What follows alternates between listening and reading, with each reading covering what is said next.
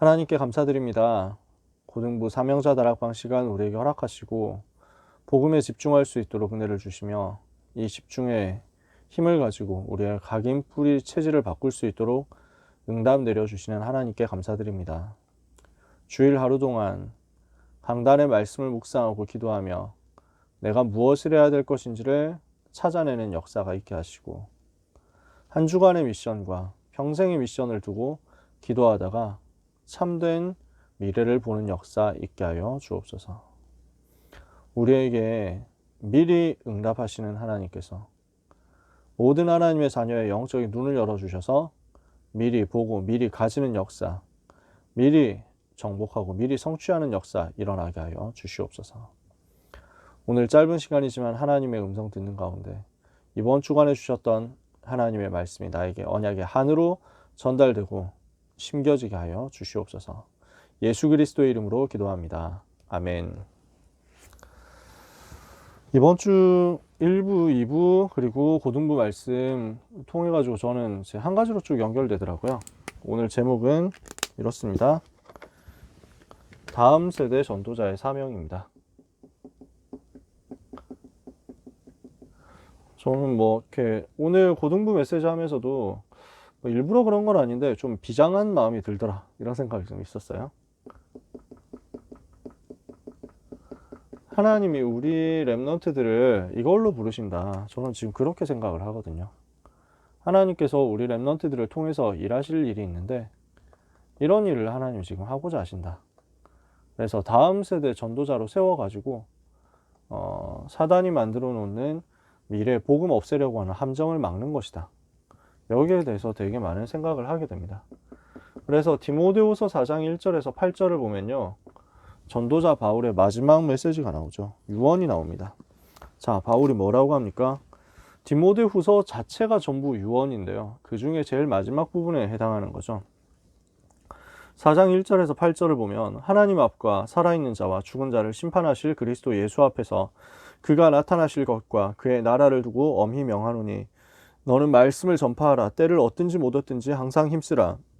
범사의 오래 참음과 가르침으로 경책하며 경계하며 권하라.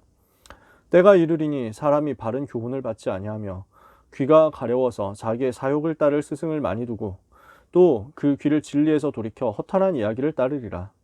그러나 너는 모든 일에 신중하여 고난을 받으며 전도자의 일을 하며 내 직무를 다하라.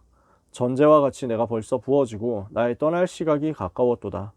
나는 선한 싸움을 싸우고 나의 달려갈 길을 마치고 믿음을 지켰으니 이제 후로는 나를 위하여 의의 면류관이 예비되었으므로 주 곧 의로우신 재판장이 그날에 내게 주실 것이며 내게만 아니라 주의 나타나심을 사모하는 모든 자에게도니라. 아멘.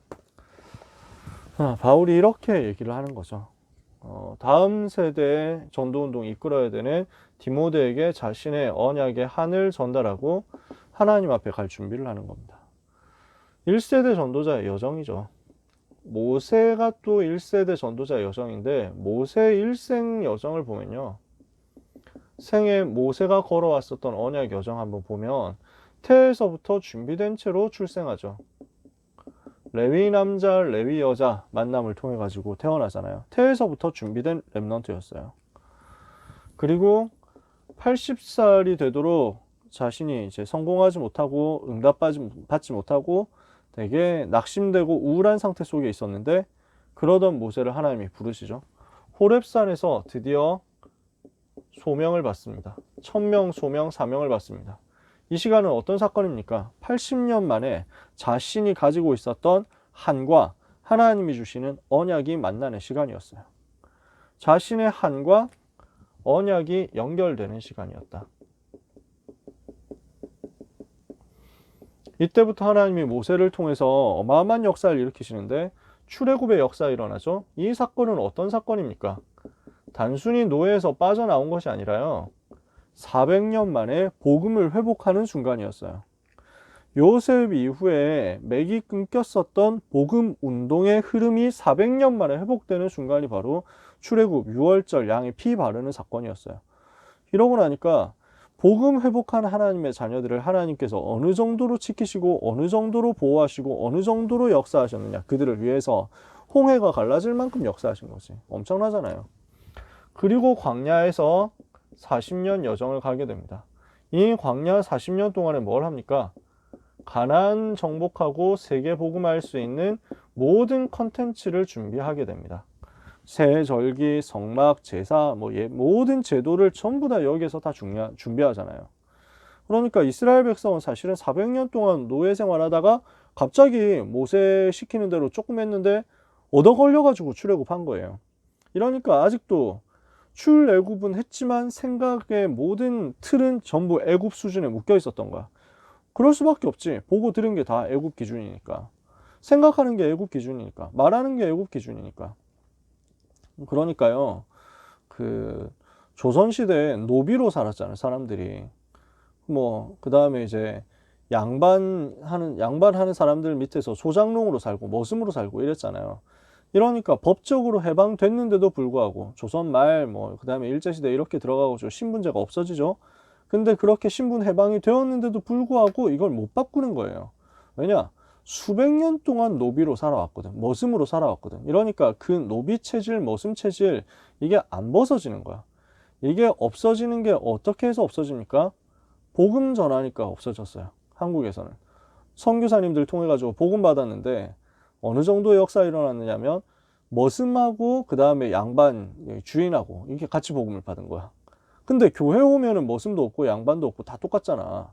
교회 와서는 다 성도님이거든. 심지어 어떻게 됐냐면 두 사람이 다 믿음이 좋은데 장로 선거를 하는데 장로 투표를 하는데 아시다시피 교회에서는 장로 투표 득표가 많은 순서대로 순서가 올라갑니다. 머슴이 제일 득표가 많았던 거야. 이 머슴 출신 사명자가. 이러니까 집에선 여전히 머슴인데 교회에서는 더 빨리 장로님이 된 거예요. 어떻게 됩니까? 근데 이 양반 이분이 또 믿음 좋은 사람이거든. 교회를 세우고 하는 사람이니까 그때부터 머슴이라 안 하고 장로님 이렇게 하면서 인사를 하고 이런 식으로 해가지고 한국에 신분제 없어지고 이랬다니까. 사실은 광야에서 40년 동안 컨텐츠 준비하지 않았으면요 가나안 땅 들어가 봐야 헛방이에요. 왜냐? 노예만 하던 사람들이 이제 땅 차지해봐야 할 수 있는 게 없어. 국가 경영도 할 수 없고 나라 움직이는 거, 그 다음에 주변 나라 복음하는 거, 복음 전하는 거 할 수도 없고 일단 400년 우상숭배 체질이 안 벗어져요. 그러니까 하나님이 여기에서 모든 걸 준비시키는 거예요. 모세를 통해서요. 대단하죠. 그런데 일어나는 사건이 있습니다. 어떤 사건이 벌어지느냐? 무리바 물 사건이 벌어집니다. 이 부분이 오늘 저는 이제 메시지에서 언급되지 않을까 했는데 이제 길게 얘기는 하지 않으시더라고요. 지난주에 반석에서 생명수가 나는 사건이 있었죠. 근데 여기에 사실 조금 보면은 그 뒷부분을 읽어보면은 뭔가 다른 사건이 있습니다. 하나님이 모세를 보고 뭐라고 했냐면 모세야 지금 이스라엘 백성이 물이 없어가지고 신음하는데 물을 내가 준비를 해놨다. 그러니까 너는 가서 반석 앞에서 명령해라. 반석 앞에서 여호와의 말씀을 대언하면은 반석에서 물이 나게 될 것이다. 이랬는데 모세가 가서 어떻게 합니까? 이스라엘 백성들 하도 불평하고 원망하거든요. 그러니까 모세가 너무 욱한 거예요. 그러면서 모세 보고 이스라엘 백성이 계속 원망하면서 당신이 우리를 이끌어내가지고 이런 데서 광야에서 물도 없이 죽게 만들잖아 하면서 막 모세 탄핵하자 이러면서 이러는 거예요. 그러니까 이거를 지금 몇십 년째 듣고 있는 거지. 모세는 혼자서 200만 명이 자기한테 항의하는 상황을 한번 생각해 보세요. 그냥 여러분이 인터넷에 똥글 썼는데 거기에 뻘 댓글 붙었다 이러면은 이래가지고 막 이렇게 욕하는 댓글 붙으면은 굉장히 기분 나쁘거든요. 심지어 무슨 글 하나 썼는데 댓글 썼는데 내 댓글에 비추 몇 개만 붙어도 되게 우리는 찜찜하고 스트레스 받는단 말이야. 모세는 그런 수준이 아닙니다. 지금 수십 년 동안 광야에서 이스라엘 백성 이끌어오는데 칭찬받고 이런 것보다는 욕먹는 게 더 많아. 모세 때문에 우리가 왜 괜히 광야에 나와가지고 애굽에 있었으면 좋았는데 이 소리 계속 나오는 거든. 그러면서 당신 때문에 물도 못 마시잖아 이러거든. 이러니까 모세가 욱한 거예요. 그러니까 뭐라 하냐면 야 인간들아, 이 불신앙 많은 인간들아, 진짜 참다 안 되겠다. 내가 너희를 위해서 어떻게 해줘야 되겠냐. 너희를 위해서 물 좀 낼까 하면서 반석에 가가지고 지팡이로 반석을 칩니다. 이게 언제 있었던 일이냐면요. 반석에서 샘물을 나는 사건이 한 번 더 있었어요. 아말렉 만나기 전에 있었던 사건인데 르비딤에서 이런 일이 있었거든요. 출애굽기 17장에. 그러니까 르비딤에서 반석을 쳤더니 샘물이 나왔는데 그때는 반석을 치는 게 맞았어. 하나님이 그렇게 하라고 하셨거든. 근데 여기서는 하나님이 반석을 치라고 하지 않고 반석에 명령하라고 했는데 근데 모세가 욱하는 마음에 하나님이 지시하신 내용과 다르게 자기 생각대로 하는 거예요. 그러니까 하나님이 하시는 일인데 하나님을 나타내야 되는데 자기 방법대로 모세가 전달한 거야. 이러니까 하나님은 뭐라고 말씀하십니까? 일단 반석에서 생명수는 나왔어. 모세가 딱 치니까, 지팡이로 치니까 반석에서 물은 나왔어. 근데 그 이후에 하나님이 모세에게 따로 말씀하시죠. 야, 모세야, 내가 그렇게 얘기 안 했는데 너 왜 그랬냐? 너는 가나안 땅 들어가면 안 될 것 같아. 하나님 이렇게 얘기하시는 거예요. 그러니까 모세 입장에서는 굉장히 좀 충격되죠. 마음 아플 거예요. 그 하나님이 예비하신 우리 조상의 땅, 젖과 꿀이 흐르는 그 땅, 언약의 땅, 세계복음화의 땅, 그 땅에 내가 들어가고 싶거든. 그 땅에 모세가 들어가고 싶단 말이야. 그러니까 모세가 기도합니다. 하나님께 기도해요. 보면 조금 애타는 면이 있어요. 모세가 신명기 3장에 보면 나오는데 요단강 건너가지고 가나안 땅 가서 보기를 하나님 앞에 기도합니다. 하나님, 저를 용서하시고 가나안 땅 갈 수 있도록 해주시면 안 될까요? 이러는데 하나님이 더 이상 말할 필요 없다 하면서 듣지 않으세요. 그러니까 어떻게 보면은 실수 한 번 한 것 가지고 하나님 너무하시네 이렇게 생각할 수 있거든요. 그 다음에 모세 너무 불쌍하다. 그 개고생을 해놓고 결국 가나안 땅은 못 들어가네? 이렇게 생각될 수도 있거든요. 그러니까 이것을 두고 옛날에 제가 초등학생일 때에는 그런 막 뮤지컬 나오고 이랬어요. 기독교 뮤지컬인데 건너가게 하소서. 제목은 그거였어. 주제는 뭐냐? 모세가 그 고생했는데 가나안 땅 못 가니까 너무 한맺혀가지고 눈물로 제발 나도 건너가고 싶다. 뭐 그런 내용이에요. 보고 사람들이 많이 눈물을 흘렸대. 근데 이것을 두고 하나님은 처음부터 사실은 계획해 두셨던 거예요. 모세가 만약에 출애굽 시켰는데 가나안 정복까지 하면 어떻게 되겠습니까? 사람들이 전부 안 그래도 모세가 대단한 사람인데 나중에 가서는 모세 생각하는 걸 하나님보다 더 생각할걸요. 모세가 이 모든 걸 다 했다 이러면서 할 거 아니에요. 지금은 하도 원망불평하지만 가나안 땅에 일단 들어가가지고 살고 이제 등 따시고 배부르고 하다 보면은 막 생각이 날 거예요. 아, 그때 모세가 우리한테 이렇게 고생을 하면서 우리를 이렇게 돌봐줬지. 그 모세가 최고야 하면서 막 얘기를 할 거 아니야. 잘못된 얘기는 아닌데 맞는 말이긴 한데 그러나 하나님의 영광은 하나님의 영광만 나타나야 되는데 그게 안 되잖아요. 이렇게 되면 하나님은 처음부터 계획하신 게 출애굽을 모세에게 맡기시지만 가나안 정복은 다음 세대에 맡기겠다 이렇게 계획을 하신 거예요. 왜? 모세를 바라보면 안 되고 여호와 하나님 바라봐야 되니까. 이 일은 차세대의 일이라는 거예요. 하나님이 이걸 계획해 놓으셨어요. 그러면은 이것을 두고 모세가 가졌던 한을 우리가 생각해 보자는 거예요. 1세대 전도자로서 모세가 가졌던 언약의 한을 어떻게 모세가 다음 세대에 전달했겠냐. 그 가나안 땅 들어가는 것이 꿈에도 소원이지만 나의 세대에서 하나님은 그 일을 이루시지 않고 다음 세대를 통해서 이루실 것이라고 한다면 나는 지금 이 시간에 무엇을 해야 될 것인가? 이게 1세대 전도자들이 가진 언약의 생명건 한이란 말이에요.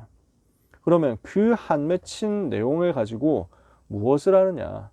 한순간 한순간 그 시간이 귀하죠. 한 시간도 빠짐없이 이 시간을 활용하고 싶단 말이에요. 왜냐? 언젠가 세상 떠나야 돼. 세상 떠나고 나면 다시는 인턴십 해줄 수가 없잖아. 그러니까 생을 걸고 지금 후대를 키우는 겁니다. 생을 걸고 제자를 키우는 겁니다. 그래서 오늘 1부, 2부 메시지도 그 라인 속에 들어있는 겁니다. 자, 여러분 1세대 전도자들 한 분 한 분이 너무 귀하신데요. 이제 조금씩 세상을 떠나시고 계십니다. 저는 마음에 원통하고 한이 되는 게 한 가지 있는 게 귀한 전도자 뵙기 전에 세상 떠나셨다 이런 경우들이 좀 있는데 그 중에서 한 분이 부산 그 생명빛교회 하계수 목사님이세요. 연세가 그렇게 많지는 않으셨는데 60 조금 넘으셨는데 하나님의 부르심을 받으셨어요. 워낙 몸이 좀 안 좋으신데 너무 헌신하고 수고하셔가지고 제가 근데 하 목사님을 한 번도 뵌 적이 없어요. 현장에서 우리 집회 때 한 번씩 마주쳤을 가능성이 있는데 그때는 몰랐어요. 그 어떻게 알게 됐냐면 페이스북에서 알게 됐어요. 페이스북에서 글 쓰는데 이게 이제 보이잖아.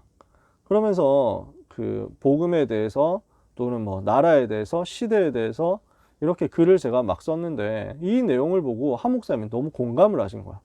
본인이 가진 기도의 제목과 언약이 한 건 너무 방향이 맞다고 그렇게 생각을 하시고 저한테 쪽지를 보내시면서 저하고 페이스북 친구가 되신 거예요. 그래서 가끔씩 그 쪽지로 대화했는데 생각이 너무 잘 통한다고. 한 번은 제가 뭐 밤새 작업할 일이 있어가지고 한 3시까지 계속 막 이렇게 그 작업을 하고 있었거든요. 페이스북 접속을 해놓은 상태였어요. 이러니까 메신저로 딱 연락 오시더라고요. 하 목사님 벌써 그때 새벽 기도 때문에 일찍 일어나신 거예요. 아, 벌써 일어나셨냐고 이러셔가지고 아, 아직 뭐 작업하고 있었다고 일하고 있었다고 이러면서 막 하 목사님 되게 격려를 해주시더라고요. 참 만나서 대화를 많이 하고 싶은데 언젠가 한번 뵀으면 좋겠다 이러셔가지고 아, 저도 목사님 너무 뵙고 싶습니다. 하 목사님 얼마나 귀한 분이냐면 그 제 세상 떠나실 때까지 쓰러지시기 전까지 매일매일 굉장한 묵상글을 올리셨어요. 그러면서 전도자의 이제 그 가지고 있는 그 메시지, 현장 포럼 이런 부분들을 계속 하신 거예요. 그 생명 걸고 전도 운동 하시는데 그 중에 이제 한 현장이 미얀마 현장이었어요. 여기 가가지고 전도 운동 하면서 개척해가지고 신학교까지 세우시고 했는데 여기에 사역하시는 게 너무 좀 많이 무리셨어요. 너무 고생을 많이 하셨어요. 안 그래도 몸이 원래 약하셨는데 이렇게 해가지고 그래서 그 결혼할 때 제가 결혼할 때쯤 그 인사를 드렸어요. 원래 그 2019년 5월에 제가 결혼했는데 2019년 4월에 산업인대에 있어가지고 그때 한번 현장에서 뵙자 현장에서 만났으면 좋겠다 했는데 현장을 갔는데 못 뵀어요. 안 맞아가지고.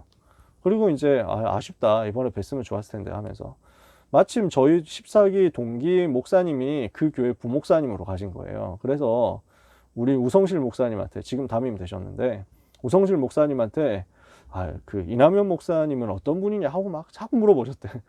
그러면서 막 목사님은 어떤 걸 좋아하냐 어떤 얘기를 많이 하더냐 하면서 막 자꾸 물어보셨대. 저한테 직접 물어보셔도 되는데 그래서 막 그런 얘기들을 하시고 한번 봤으면 좋겠다 했는데 5월 달에 4월 달에 못 뵙고 랩넌트 대회쯤에는 꼭 그 뵈야 되겠다 생각하면서 5월에 제가 결혼했거든요. 결혼하기 전에 목사님께 인사를 드렸어요. 카톡으로.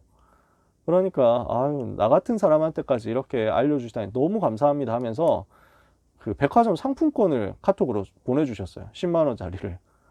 근데 그리고 제가 결혼식 5월 4일 날 했는데 토요일 날 5월 5일 날 주일 예배 설교하시고 목사님 쓰러지신 거예요. 그래서 저는 회복시켜 주실 줄 알았어요, 하나님이. 근데 결국 그 회복하지 못하시고 돌아가셨어요. 저 진짜 너무 좀 마음이 무겁고 슬프더라고요. 한 번도 못 뵀는데 그 장례식 때 찾아뵀어요. 그래서 뭐 이제 뭐 천국 가서 뵙는 거고 장례식은 이제 가족분들 뵙는 거니까. 그래서 이제 장례식장 갔는데 한 번도 못 뵀는데 그냥 사진만 봤는데 눈물이 막 나더라고요. 참 뵙고 싶었는데 너무 죄송하다. 아직까지 그 10만 원 상품권을 못 쓰고 있어요. 목사님 기억할 수 있는 곳에 내가 진짜 귀하게 써야 되겠다 해가지고 어디에 쓰지 이래가지고 아직도 못 쓰고 있어. 아직도 킵돼 있습니다. 기간 연장 버튼 누르면서요.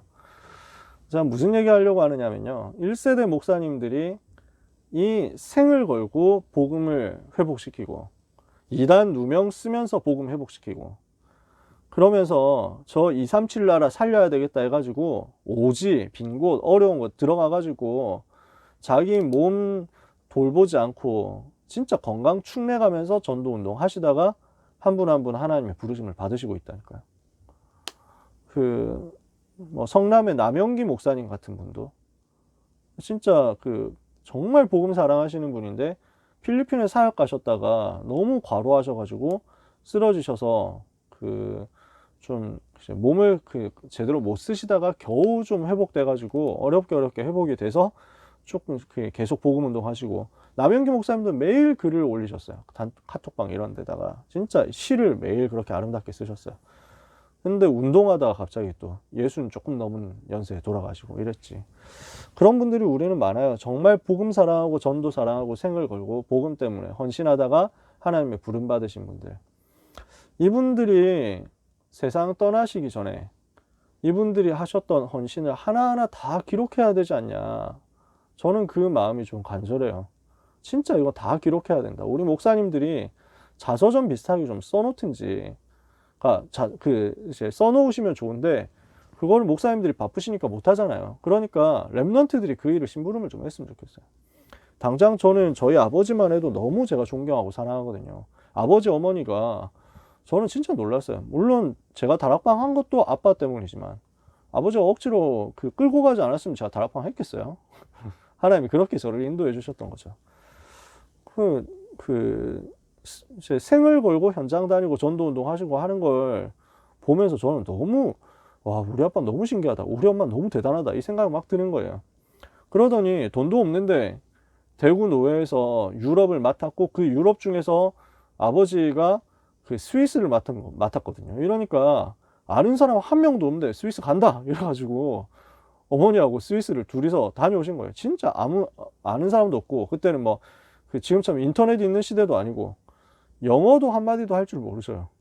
그러니까 무슨 여행용 포켓 회화 뭐 이런 거 이거 들고 그냥 가신 거예요. 근데 거기에서 제자를 찾는 거야. 진짜 너무 신기해. 정말 아무것도 없이 가가지고 거기서 사람을 찾아내가지고 사명자 찾아내서 지금 임마누엘 스위스 교회 찌리에 있거든요. 그렇게 교회를 세워놓고 오셨다니까. 너무 신기해. 우리는 몰랐거든. 한 사진이 그때 발견된 거예요. 얼마 전에. 이래가지고 사진들을, 이 사진이 여기 있었네 하면서 보여주시는데, 이 스위스 사람들하고 현지인들하고 그 다음에 교포들하고 이 사진 보여주면서 이분이 이때 복음을 받았고 저분은 어때 영접했고 여기 이분은 스위스 대사인데 우리가 이렇게 만났고 하는 얘기를 하시는데, 진짜 너무 놀랍더라고요. 이런 내용 하나하나가 잊혀지면 안 되는데, 진짜 생명 걸고 복음 전하고 아무 조건과 대가 없이 헌신했던 그 전도자들의 걸음이 잊혀지면 안 되는데 싶은 마음이 되게 간절해요.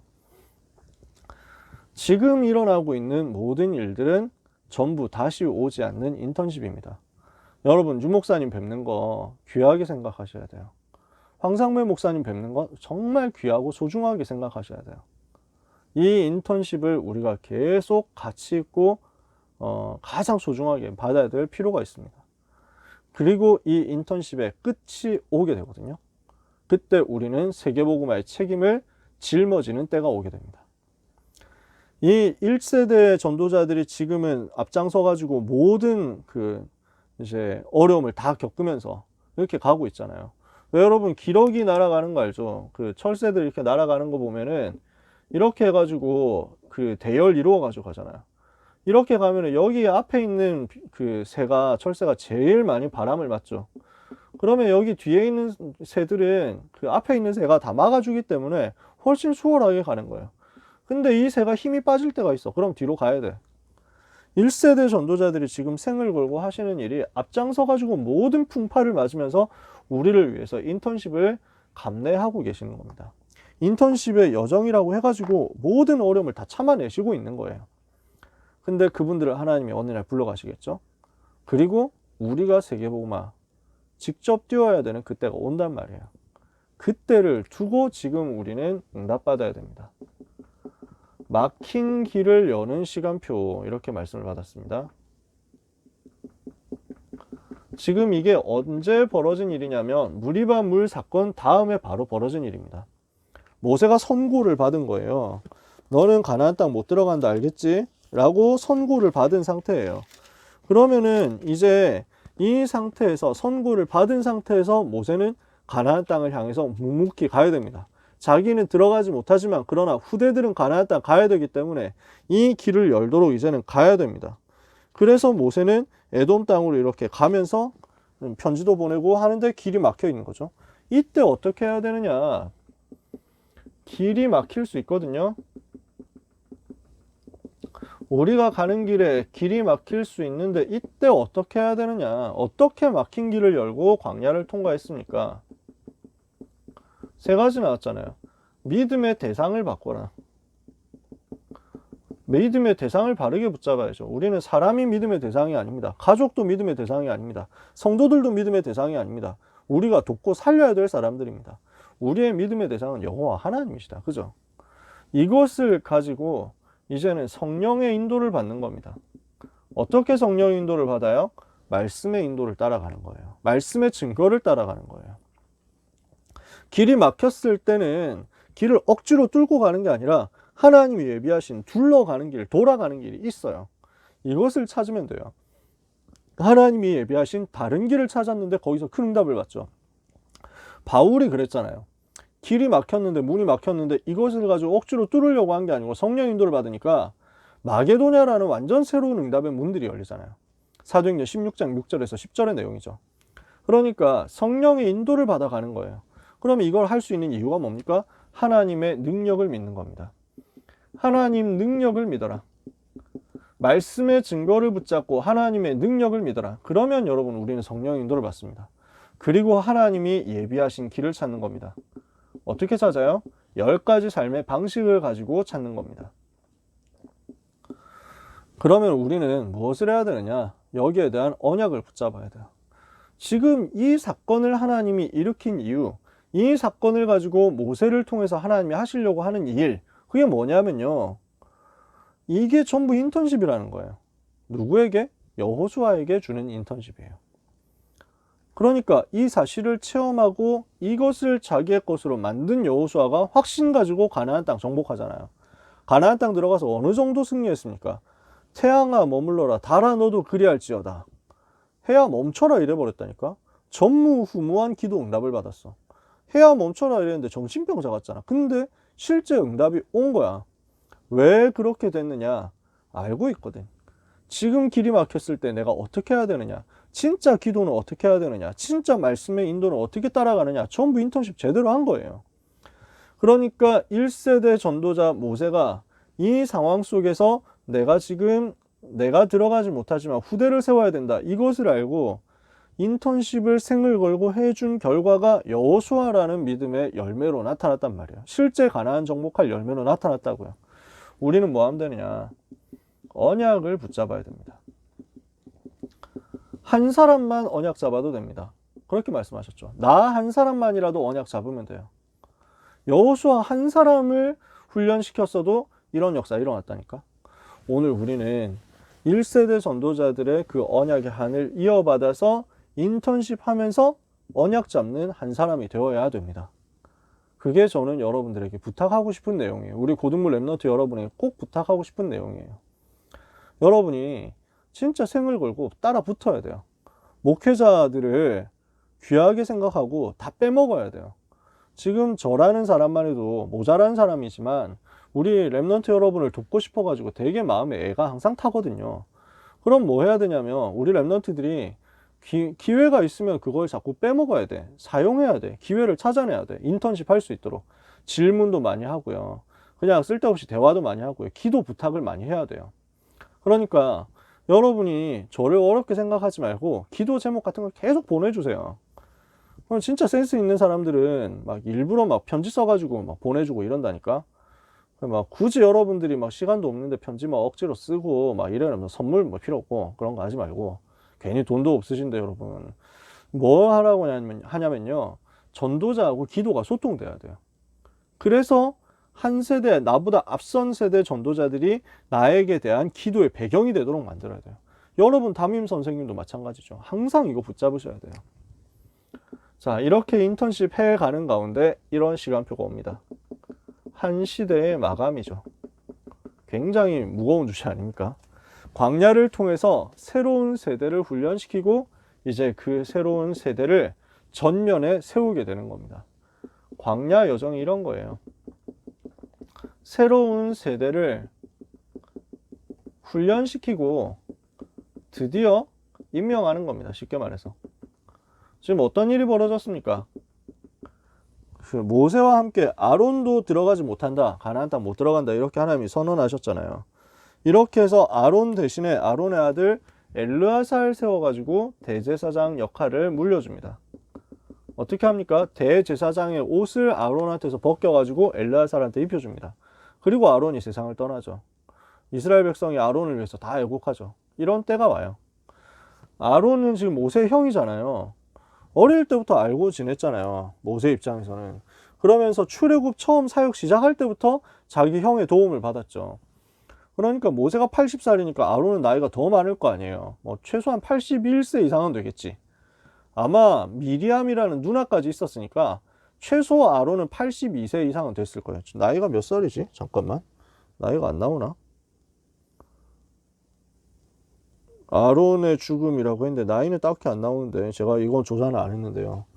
근데 아론도 나이가 굉장히 많았을 거예요. 이때 이제 세상을 근데 이제 그 자기하고 지금까지 수십 년 동안 그 출애굽과 광야 여정에서 동고동락을 했는데 세상을 떠났어. 모세는 어떻게 생각할까 지금? 여러분 생각해 보세요. 모세가 지금 부름받을 시간표가 가까이 오고 있다는 것을 느낄 거예요. 하나님이 무엇을 말씀하셨냐면 가나안 땅에 너는 들어가지 못한다 이렇게 했잖아요. 그러면은 가나안 정복을 위하여 요단강 건너기 직전까지 되면 자기는 하나님 앞에 가는 거예요. 그러니까 어떻게 보면 자기가 세상을 떠나기 위한 진군을 하고 있는 거야. 이스라엘 백성이 한 걸음 한 걸음 갈 때마다 모세는 천국 갈 날이 한 시간 한 시간 가까워져 가고 있는 것이. 그때 모세의 시간표를 두고 지금 하나님이 말씀을 주시는 거예요. 그때 모세의 시간표, 그때 바울의 시간표, 그때 전도자들의 시간표를 여러분 생각해 보세요. 그리고 다락방 전도운동의 시간표를 생각해 보세요. 그 속에 여러분이 계신 거예요.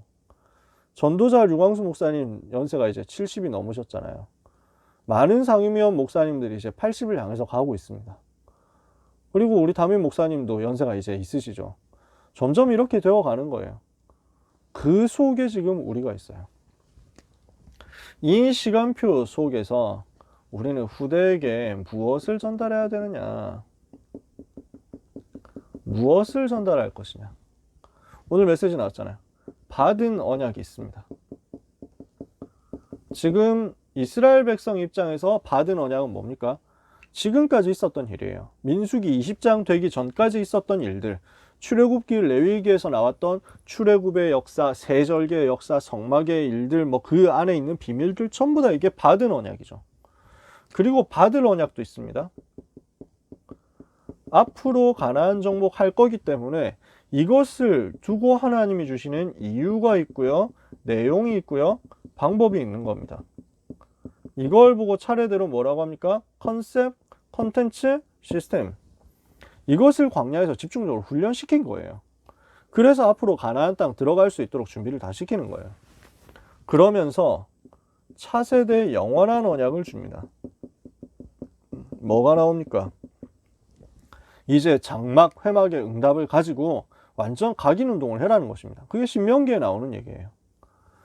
받은 언약이 있습니다. 받을 언약이 있습니다. 그리고 다음 세대가 이제 짊어져야 될 언약의 바톤이 있습니다. 이것을 가지고 우리 렘넌트들은 각인된 것, 뿌리되고 체질되도록 만들어서 응답받으면 드디어 왕 앞에 서는 역사가 일어나게 될 것이다. 하나님은 이것을 여러분에게 작정하신 거예요. 고등부 메시지였습니다. 렘넌트의 목표 이렇게 말씀 나왔죠. 잠잠하지 않으시는 하나님께서 우리를 뭘로 삼으셨습니까?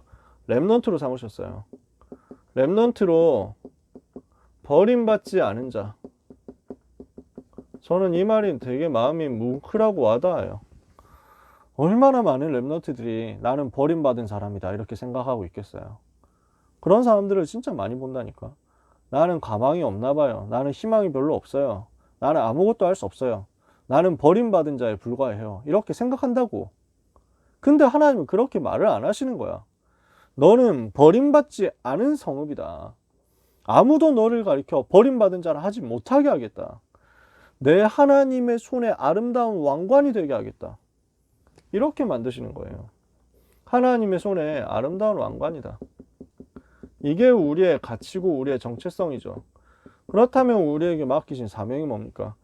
우리를 이렇게 삼으신 하나님께서 우리에게 미션을 주셨는데 파수꾼의 미션을 주셨잖아요. 오늘 고등부 예배 때 많이 얘기했죠. 24 하는 사람입니다. 복음을 지키는 사람입니다. 재앙을 막고 위기를 막는 사람입니다. 두 번째, 길을 예비하는 사람입니다. 뭐예요? 만민을 위한 길을 예비하는 거죠. 그래서 세 가지 오늘 얘기했잖아요. 컨셉, 그리고 컨텐츠, 그리고 시스템. 뭡니까? 이게 다 플랫폼이라는 거거든. 전체가 오도록 플랫폼 만드는 역할을 지금 하는 겁니다. 그리고 뭘 하라고 하셨습니까? 만민을 위해서 깃발을 들어라. 무슨 말입니까? 237 나라와 저 복음 듣지 못한 종족들과 빈 곳을 향해서. 그러면서 앞으로 올 시대 위기를 알고, 위기 시대를 알고 영적 싸움을 하는 파수꾼 사명 붙잡아라. 그렇게 이야기했습니다.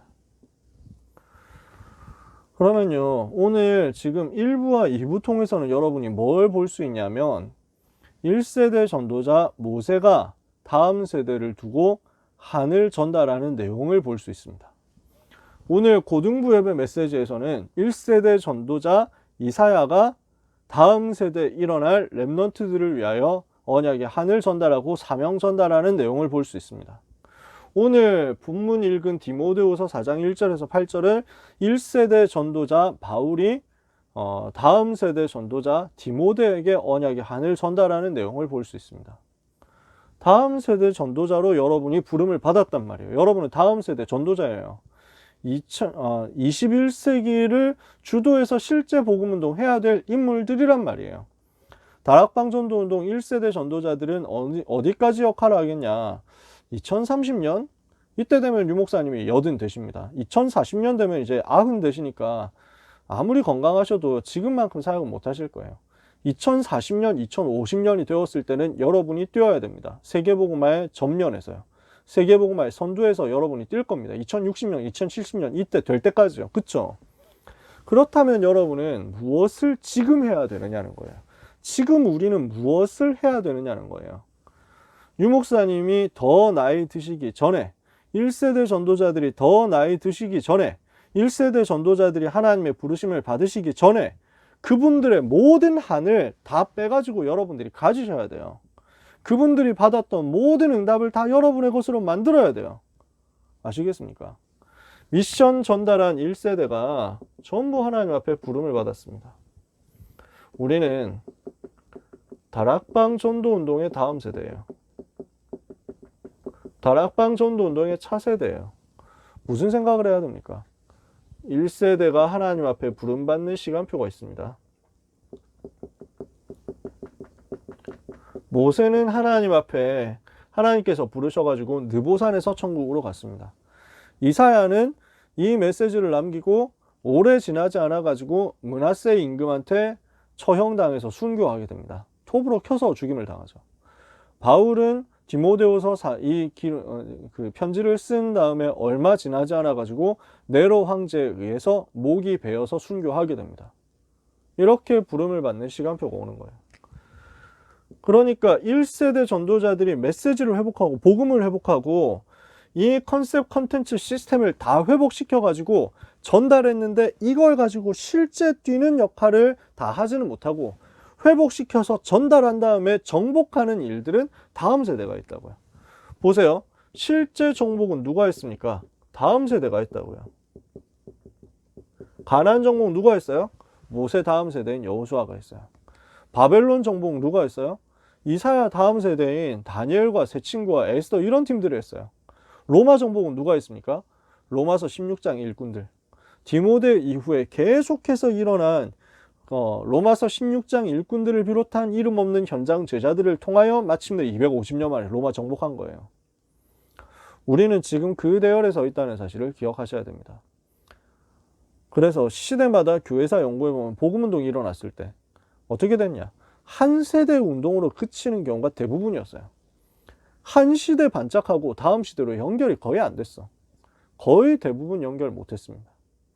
사실상 다음 세대로 연결 성공한 것은 성경 속에 있는 역사밖에 없습니다. 근데 성경 속에 일어났던 그 역사도 보면요, 다음 세대가 정복을 했는데 그 다음과 그 다음으로 가서는 자꾸 변질되는 거예요. 그랬었다니까. 그래서 여러분, 중요한 것은 그 다음 세대입니다. 뭐 해야 되느냐? 시대마다 복음을 변질시키는 사단의 전략이 매섭게 교회를 공격했어요. 심지어 초대교회마저도 300년 만에 무너진 거예요. 250년 만에 로마를 정복했는데 로마 정복하고 나서 얼마 안 돼가지고 변질되고 말았어. 그러니까 저 이상한 그 이방 종교 우상 숭배 이런 거 다 끌고 들어와가지고 천주교가 되어버린 거야. 원래 초대교회거든. 원래 복음운동 하던 교회야. 근데 그 교회가 변질돼가지고 로마 가톨릭이라는 굉장히 그 중세 로마 가톨릭 보세요. 얼마나 무너졌고 얼마나 악했는가 말이에요. 얼마나 타락했었냐고요. 이렇게 해가지고 무너져버리고 말았다니까. 우리는 뭘 해야 되느냐? 이 흐름을 깨트려야 돼요. 그래서 아까 얘기했지만요, 복음을 지킬 다음 세대, 교회를 지킬 다음 세대, 그리고 현장을 지킬 다음 세대. 여러분은 그 다음 세대의 파수꾼이라는 사실을 기억해 주시기 바랍니다. 하나님 여러분을 이걸 위해서 불렀어요. 생명 걸고 현장 지키시고, 생명 걸고 교회 지키시고, 생명 걸고 복음 지키셔야 됩니다. 하나님 여기에 하늘 담고 여러분을 부르셨습니다. 굉장히 무거운 얘기들을 많이 하게 되는데요. 오늘 뭐 본문 자체가 비장했어요. 그 다음에 또 뭐 2020년 마지막 해기도 하고, 마지막 이제 그 주일이기도 하고요. 현장으로 파송해야 되는 입장이기도 하고요. 고3들을. 여러분 진짜 우리는 생각해야 됩니다. 하나님이 이 시대에 나를 부르신 이유가 뭔가 말이죠. 우리 장로님 권사님들은 이해를 많이 좀 하실 수 있을 겁니다.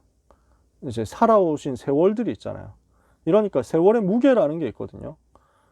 인생의 반환점을 돌았다 이렇게 생각될 때가 있죠. 아, 이제 나는 살아갈 날보다 살아온 날이 더 많구나. 이게 이제 느껴지는 그 순간 있잖아요. 되게 이제 뭔가 뭐랄까 무게를 많이 느끼게 되죠. 그러면서 어떻게 전달할 것이냐, 여기에 대한 생각을 많이 하지 않을 수 없거든요. 지금 전도자들이 그 부분을 두고 하늘 가지고 기도하면서 갱신하고 준비하고 생을 걸고 하고 있단 말이에요. 그럼 우리는 그걸 받아야 돼요. 다 받아서 나의 것으로 만들어야 돼요. 여러분은 축복받은 세대입니다. 왜 그럴까요? 복음 회복된 그 시대에 살고 있어서요. 복음이 회복된 그 시대 속에 렘넌트라는 타이틀을 가지고 살고 있어서. 그래서 여러분은 굉장히 행복한 세대라는 사실을 알았으면 좋겠어요. 여러분은 10년 후에 태어날 친구들보다 훨씬 복을 받았어요. 왜냐? 10년 후에 태어나는 친구들, 2030년생 렘넌트들, 조금 메시지 받을만 하면 한 10살쯤 돼가지고 메시지 받으려고 하면은 2040년이죠. 유 목사님 연세가 90세가 됩니다. 아마 살아계실 것 같아요. 그러나 지금 여러분이 받는 것처럼 메시지 많이 받지는 못할 겁니다. 그렇다면 우리는 지금 말씀 받아야 돼요. 지금 메시지 받고, 지금 정리하고, 지금 필요하면 질문도 하고, 진짜 전도자의 한 걸음 한 걸음을 다 주목해가지고 다 따라갈 수 있도록 만들어야 돼요. 사랑하는 모든 렘넌트 여러분이 그래서 여기에 대한 인턴십 제대로 하는 응답을 내년 한 해 받으셨으면 좋겠어요. 나는 누구인가? 내가 살고 있는 이 시대는 어떤 시대인가? 앞으로 사단이 어떻게 복음을 막으려고 하고 공격을 하겠는가? 여기에 대한 세계관을 분명히 가지시고요. 성경을 통해서 분명히 보시고요. 미리 보시고요. 이것을 두고 복음을 지키면서 동시에 237 나라 빈 곳을 살리는 실제 세계복음화, 실제 정복, 이것을 감당할 수 있도록 준비하는 응답을 내년 한 해 받으시게 되기를 바랍니다. 실제 정복하고 그 다음에 복음을 지키는 응답, 다음 세대인 우리가 할 수 있는 응답입니다. 우리가 받을 수 있는 응답입니다. 하나님이 우리에게 이것을 맡기시려고 합니다. 여기에 대해서 참 감사를 회복하고 하나님이 주시는 은혜와 힘을 얻는 여러분 되시기를 예수 그리스도 이름으로 축복합니다. 기도하겠습니다. 하나님 아버지 감사합니다.